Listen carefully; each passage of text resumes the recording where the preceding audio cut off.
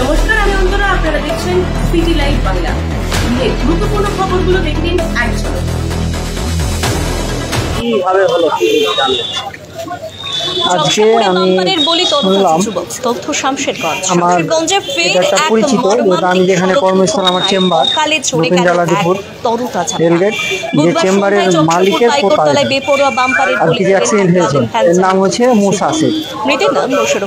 তো আমি যতটা শুনলাম, চস্কারপুর ভিতর রাস্তা যেটা পাইকরতলা যেটা বলে, সেখানে বড় বড় বাম্পার দেওয়ার কারণে হয়তো অন্ধকার ছিল, নিয়ন্ত্রণ হারিয়ে কারেন্টের পোলে ধাক্কা মারে, সেখানে অনস্পট কিছুক্ষণের মধ্যেই মারা যায়।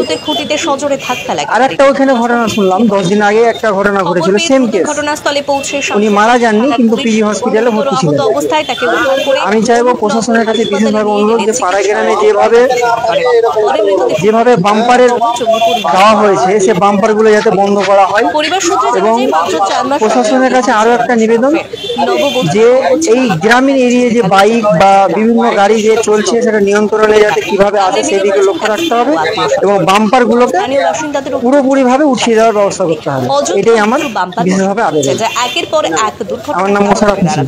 মোড়ে এটা অ্যাক্সিডেন্টটা হয়েছে, যেন বাম্পারটা একটু দা থাকে, যেন ছোট্ট করে দেয়, এই জিনিসটা যেন একটু ই করে দেখে, যেন সব যারা রাস্তার কন্ট্যাক্ট আছে তারা যেন এই জিনিসটা খেয়াল করে। বাম্পারের কারণে এই জিনিসটা হয়েছে। হঠাৎ বাম্পার দেওয়া হয়েছে, মানে কিভাবে হয়েছিল?